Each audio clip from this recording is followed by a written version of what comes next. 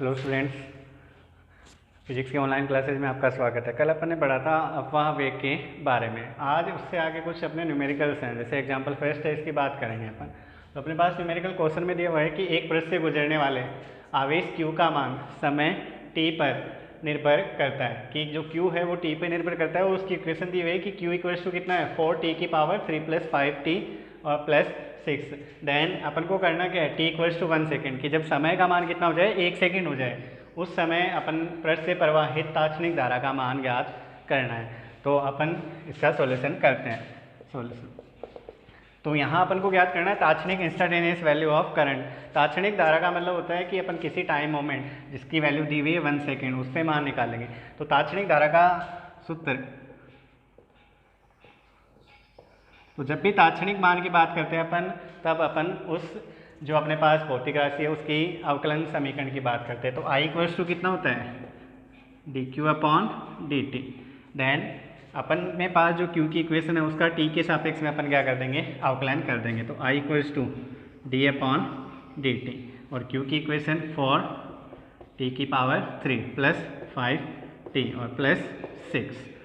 ठीक है, तो आई इक्वल्स टू यहाँ सबका अपन क्या कर देंगे, अलग अलग अवकलन कर देंगे। तो 4 कांस्टेंट है, t³ इसके वैल्यू 3 आगे आ जाता है, t³ 3 - 1 प्लस 5 बाहर और t का अवकलन 1 होता है, प्लस नियतांक का अवकलन हमेशा 0 होता है, 0।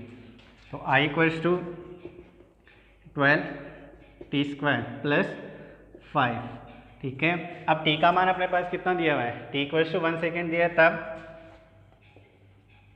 t बराबर 1 सेकेंड पर धारा का मान।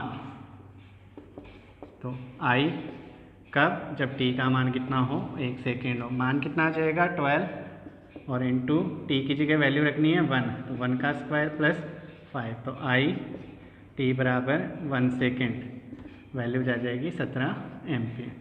ये अपने पास फर्स्ट एग्जाम्पल हो गया। अभी अपन बात करेंगे दूसरे एग्जाम्पल की। तो दूसरा एग्जाम्पल देखते हैं अपन। अपने पास दूसरा क्वेश्चन दिया हुआ है। दूसरे क्वेश्चन में दिया हुआ है कि हाइड्रोजन परमाणु में एक इलेक्ट्रॉन किसी कक्षा में जिसकी त्रिज्या दी हुई है 5.3 × 10⁻⁻11 मीटर।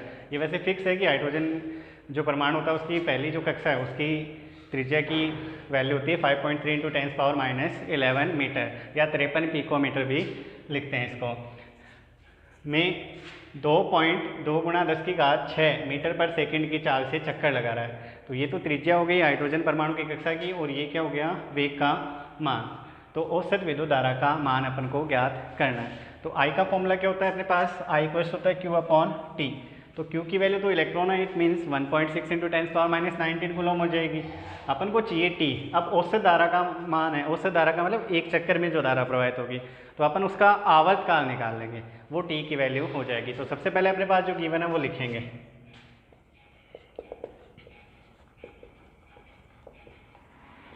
गिवन दैट, गिवन क्या क्या है, त्रिज्या मान है 5.3 × 10⁻11 मीटर। ठीक है, इसके बाद वेग दिया हुआ है।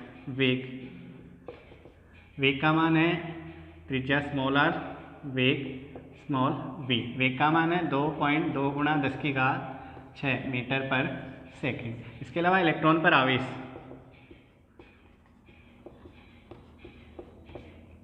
इलेक्ट्रॉन पर आवेश की बात करें तो E का मान होता है 1.6 × 10⁻19 कूलम। अब सबसे पहले अपन आवर्तकाल निकालेंगे। तो आवर्तकाल T, तो वेग के फॉर्मूला होता है, वेग बराबर क्या होता है, दूरी बट्टे समय। तो वहाँ से समय बराबर दूरी बट्टे वेग। तो एक चक्कर की बात करें तो दूरी उसकी परिधि के बराबर हो जाती है 2πr अपॉन में वेग v।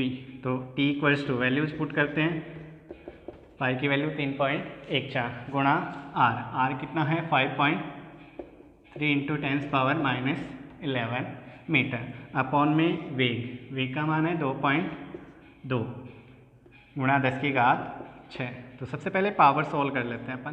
पावर 10⁻−11 अपॉन में 6, ऊपर आएगी -17 तो 10⁻−17। इसको 2 से तो ऊपर 3.14 गुणा 5.3 अपॉन में आ जाएगा 1.2 1, 2 से इसको कैंसिल आउट कर देंगे। ठीक है, अब इसको डिवाइड करेंगे तो t इक्वल्स टू, इसको डिवाइड करने पे वैल्यू आएगी 15.13 इंटू 10⁻⁻17 सेकेंड। ये जो वैल्यू है ये इसका आवर्तकाल हो गया। अब औसत धारा, औसत धारा तो I equals to Q upon capital T। तो I इक्वल्स टू क्यू की वैल्यू E है, E अपॉन T, तो I equals to Q value रख देते हैं 1.6 इंटू 10⁻⁻19 अपॉन T की वैल्यू है 15.13 इंटू 10⁻⁻17।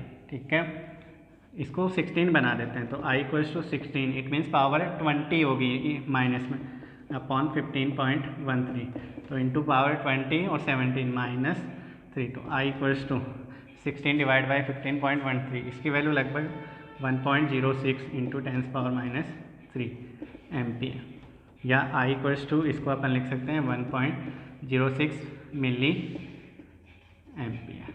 ये आ जाएगा अपने पास सॉल्यूशन। ठीक है, ये एग्जाम्पल थे अपने पास दो, फर्स्ट और थर्ड। इसके अलावा भी एग्जाम्पल है, वो आप लोग कोशिश करना, सॉल्व करने की नहीं होते तो आस्क मी। देन अब अपन बात करेंगे नेक्स्ट टॉपिक की। अपने पास नेक्स्ट टॉपिक है ओम्स लॉ, ओम का नियम। हाँ, तो अब बात करते हैं अपन ओम के नियम की। ओम का नियम जो है वो किसी चालक तार में प्रवाहित धारा और उसके सिरों पे आरोपित विभवांतर के मध्य संबंध बताता है। अपन ने धारा प्रवाह की आवश्यक कंडीशन पढ़ी है कि अपन बोलते हैं कि किसी तार में धारा तभी प्रवाहित होती है जब उसके सिरों पे विभवांतर आरोपित होता है। अब उन दोनों के मध्य संबंध सबसे पहले ओम ने बताया था और उसके लिए उन्होंने एक नियम दिया जिसको ओम का नियम बोलते हैं। अब इस नियम का कथन क्या है? कथन सिंपल सा बोलें तो यदि किसी तार की भौतिक अवस्थाएं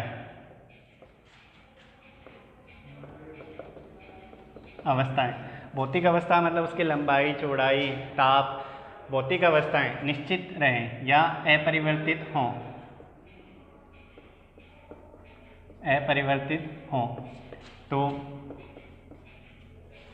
तो उसमें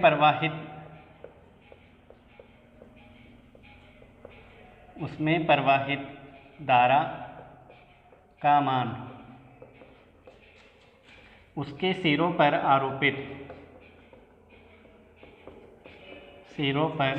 आरोपित विभवांतर के समानुपाती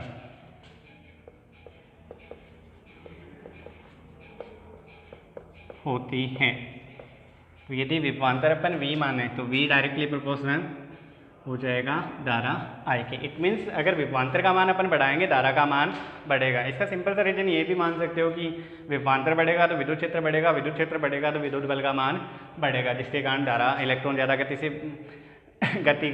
वेग से गति करेंगे और जो धारा का मान है वो बढ़ जाएगा। अब अपन ने पढ़ा है कि जब भी प्रोपोर्शनल का साइन हटेगा तो यहाँ कांस्टेंट आता है। कांस्टेंट को लिखते हैं अपन कैपिटल R से, जहाँ R क्या है? एक समानुपाती नियतांक। R है समानुपाती नियतांक जिसे प्रतिरोध कहते हैं,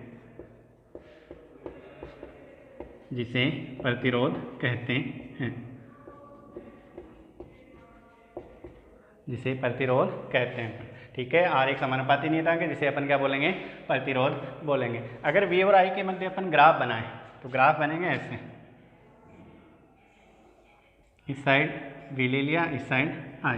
समानुपाती है तो समानुपाती का ग्राफ अपन बहुत बार पढ़ चुके हैं, इस साइड होता है ये एंगल थीटा। तो यहाँ स्लोप ढाल tan थीटा वो किसके बराबर आ जाएगी? I अपॉन V के बराबर। और I अपॉन V अगर यहाँ से अपन निकालें तो I अपॉन V को इस साइड भेज दो R, तो 1 अपॉन R को बताएगा। इसी ग्राफ को अगर अपन इस यहाँ I ले लें और यहाँ V ले लें तब क्या होगा कि x एक्सिस पे इस बार अपन ने I ले लिया और y एक्सिस पे क्या ले लिया? विभवांतर V। I ये वोल्ट में होगा, ये एम्पियर में। सेम यहाँ ये एम्पियर में और ये वोल्ट में। ठीक है, तो ये ग्राफ अपना डायरेक्टली प्रोपोर्शनल का हो जाएगा। यहाँ स्लोप टेन थीटा, तो स्लोप डाल टेन थीटा, इस बार V/I होगा। तो यहाँ जो स्लोप होगी वो प्रतिरोध के बराबर होगी और यहाँ जो स्लोप होती है वो प्रतिरोध के व्युत्क्रम के बराबर होती है। अब बात करेंगे अपन थोड़ी सी प्रतिरोध के बारे में कि प्रतिरोध होता क्या है। ये तो था ओम का नियम। ओम का नियम सिंपल सा इतना है कि किसी चालक तार के सिरों पे आरोपित विभवांतर उसमें प्रवाही धारा के समानुपाती होता है, परंतु इसमें एक कंडीशन है कि उसकी जो भौतिक अवस्थाएँ हैं वो क्या होनी चाहिए, अपरिवर्तित होनी चाहिए, जो 10th में भी पढ़ा है आपने। ठीक है, तो V डायरेक्टली प्रोपोर्शनल I, और सिंपल सा अगर मैथमेटिकल रूप लिखें, गणितीय रूप लिखें, तो V = क्या हो जाएगा, I/R, जहाँ R क्या है, समानुपाती नियतांक जिसे प्रतिरोध कहते हैं। ये दो ग्राफ थे जो ओम के नियम से रिलेटेड है। V और I के मध्य जो ग्राफ होगा वो हमेशा स्ट्रेट लाइन होगा, जिसका एंगल एक्स एक्सिस से हमेशा वैसे 45 होता है, बट अपन यहाँ थीटा लिख के चल रहे हैं। ठीक है, अब बात करते हैं कि प्रतिरोध होता क्या है। अब ओम के नियम की व्युत्पत्ति भी अपने पास, परंतु अपन उससे पहले कुछ अपने पास फैक्टर्स हैं, भौतिक राशि हैं, उनके बारे में स्टडी करेंगे। इनमें से पहली भौतिक राशि है अपने पास प्रतिरोध।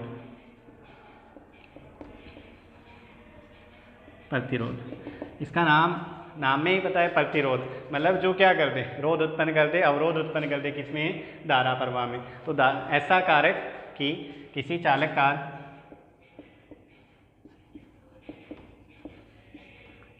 तार का ऐसा गुण जो उसमें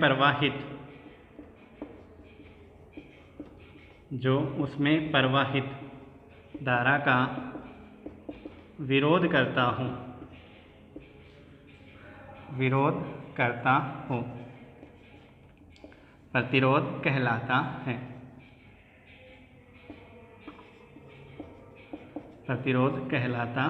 है। ठीक है, या इसकी दूसरी डेफिनेशन भी है कि धारा प्रवाह में उत्पन्न अवरोध,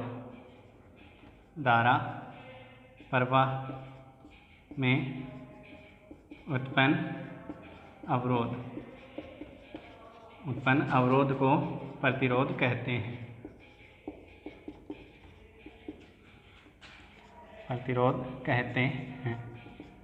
ठीक है, प्रतिरोध को हमेशा डिनोट करते हैं किससे, कैपिटल R से।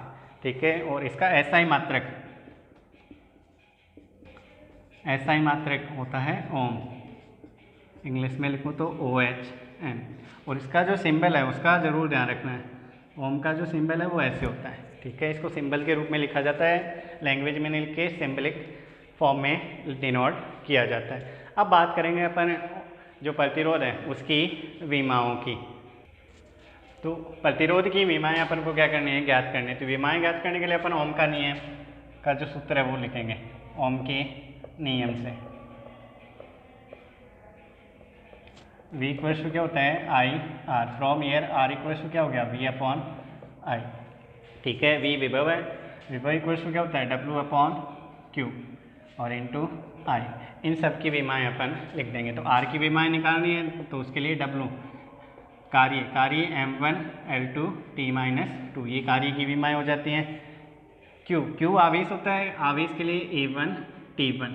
ठीक है, फर्स्ट चैप्टर में पढ़ा है अपन ने ये, तो वो अप्लाई कर देंगे। फिर बचा I के लिए A1, इसको सॉल्व कर लेते हैं अपन।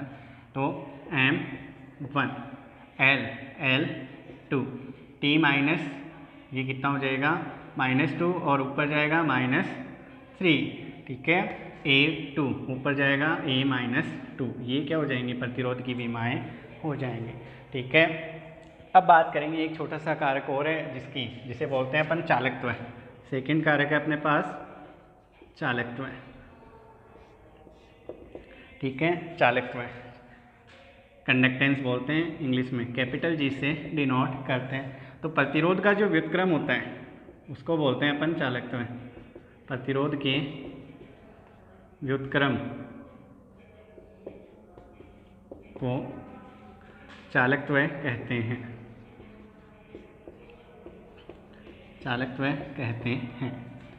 इसका SI SI मात्रक महो, ओम का उल्टा MHO, या ओम इन्वर्स भी लिख सकते हैं, ओम इन्वर्स सिंबल में लिखें तो ये इसका क्या हो जाता है SI मात्रक। इसकी भी विमाओं की बात कर लेते हैं अपन। प्रतिरोध की विमाएं अपने पास ऊपर लिखी हुई हैं। तो जो जी का फॉर्मूला होता है कैपिटल जी इक्वल्स टू वो क्या होता है 1/R, कि जी बराबर यहाँ लिखा अपन ने प्रतिरोध व्युत्क्रम, प्रतिरोध के व्युत्क्रम को अपन चालकत्व है तो जी बराबर 1/R। तो 1/R का मतलब है कि विमाएं लिखेंगे तो R की विमाएं नीचे आ जाएंगी, M1 L2 T-3 A-2। ये तो जी की जो विमाएं होंगी वो क्या हो जाएंगी M-1 L-2 T-3 A+2, ये क्या हो जाएंगी जी की विमाएं हो जाती हैं। इसके बाद अपन प्रतिरोध किन किन कारकों पे निर्भर करता है उसकी बात करेंगे। तो यहाँ केवल अपन 2 ही कारक, वैसे 4 कारकों पे निर्भर करता है, तार की लंबाई, तार के अनुप्रस्थ काट क्षेत्रफल, पदार्थ जो है उसकी प्रकृति पे और ताप पर। तो पदार्थ की प्रकृति तो सिंपल सा है कि अपने पास अगर चालक है तो चालक के लिए प्रतिरोध कम होगा, क्योंकि चालक में आसानी से धारा प्रवाहित हो जाती है, इट मीन्स वहाँ धारा का अवरोध कम है। कुचालक है तो वहाँ प्रतिरोध का मान ज़्यादा होगा, क्योंकि कुचालक है वो अपने अंदर से धारा प्रवाहित नहीं होने देता। ठीक है, ताप वाला है वो अपने पास आगे टॉपिक है, वहाँ अपन अच्छे से उसको डिस्क्राइब करेंगे, उसको अच्छे से पढ़ेंगे। यहाँ बात करेंगे अपन जो प्रतिरोध है वो तार की लंबाई और अनुप्रस्थ काट क्षेत्रफल पर किस प्रकार निर्भर करता है। तो अपन देखते हैं प्रतिरोध की निर्भरता।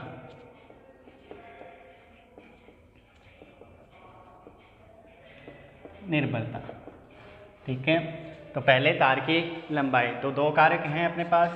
जो प्रतिरोध होगा, प्रतिरोध R, वो समानुपाती होता है L है तार की लंबाई, तार की लंबाई के समानुपाती होता है। और जो प्रतिरोध है वो व्युत्क्रमानुपाती होता है अनुप्रस्थ काट क्षेत्रफल के। प्रतिरोध R ये व्युत्क्रमानुपाती होगा 1/A, जहाँ A क्या है अनुप्रस्थ काट क्षेत्रफल। अगर इन दोनों को अपन कंबाइंड कर दें एक साथ लिखने पर,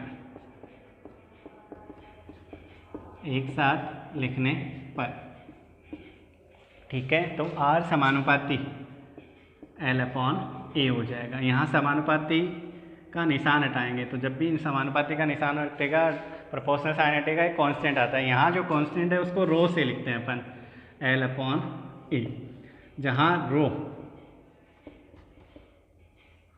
जो होगा इसको बोलते हैं प्रतिरोधकता,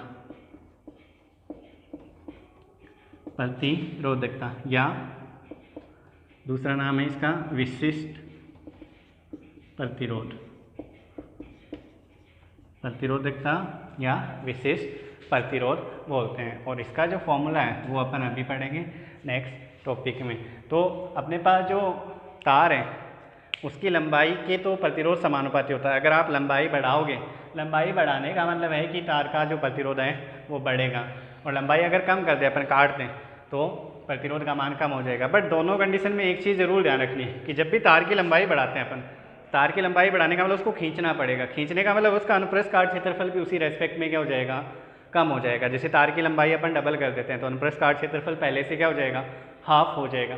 तो जब भी लंबाई बढ़ाने की बात हो तो ये जरूर ध्यान रखना है कि उसका अनुप्रस्थ काट क्षेत्रफल उसके अकॉर्डिंग क्या होगा, कम होगा।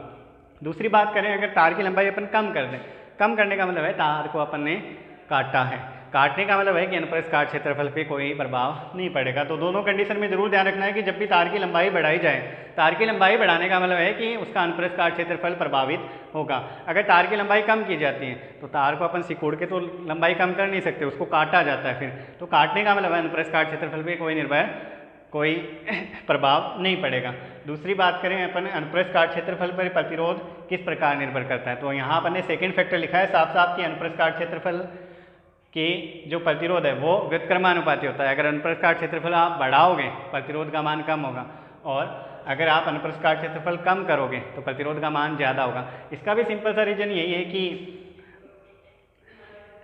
अगर अपन अनुप्रस्थ काट क्षेत्रफल बढ़ाते हैं, अनुप्रस्थ काट क्षेत्रफल बढ़ाने का मतलब है कि जो इलेक्ट्रॉन है उनको गति करने के लिए जगह कम जगह ज़्यादा अवेलेबल हो जाएगी। अगर वहीं अपन अनप्रस्थ क्षेत्रफल कम कर देते हैं, पतला कर देते हैं तार को, तो इलेक्ट्रॉनों को गति करने के लिए जगह कम मिलेगी।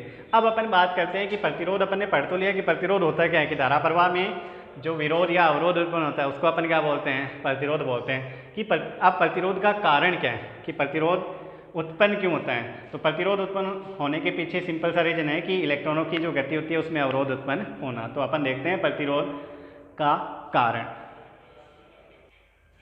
तो अब अपन बात करते हैं कि प्रतिरोध उत्पन्न क्यों होता है। तो अपन ने बोला था कि जब भी किसी तार पे अपन विभवांतर आरोपित करेंगे तो उसके लिए जो इलेक्ट्रॉन है वो नेगेटिव टर्मिनल से पॉजिटिव टर्मिनल की ओर एक औसत वेग, जिसको अपन अपवाह वेग बोलते हैं, उससे क्या करते हैं, गति करते हैं। अब गति के दौरान वो क्या होते हैं, दूसरे इलेक्ट्रॉनों से टक्कर हो सकती है, उनकी आयनों से टक्कर हो सकती है, या अणु या परमाणुओं से उसकी क्या हो सकती है, टक्कर हो सकती है। तो टक्कर होने से जो गति है उसमें क्या हो गया, अवरोध उत्पन्न हो गया। और उनकी गति में अवरोध उत्पन्न होने का मतलब है कि उसमें जो प्रवाहित धारा है उसमें क्या हो गया, अवरोध उत्पन्न हो गया, जिसको अपन बोलते हैं प्रतिरोध। तो सिंपल सा बोलूँ तो जो इलेक्ट्रॉनों की टक्कर होती है दूसरे इलेक्ट्रॉनों से, आयनों से, अणुओं से, परमाणुओं से, उसके कारण उनकी गति में क्या होता है, अवरोध उत्पन्न होता है, जिसको अपन क्या बोलते हैं, प्रतिरोध बोलते हैं। तो इस लेक्चर में इतना ही।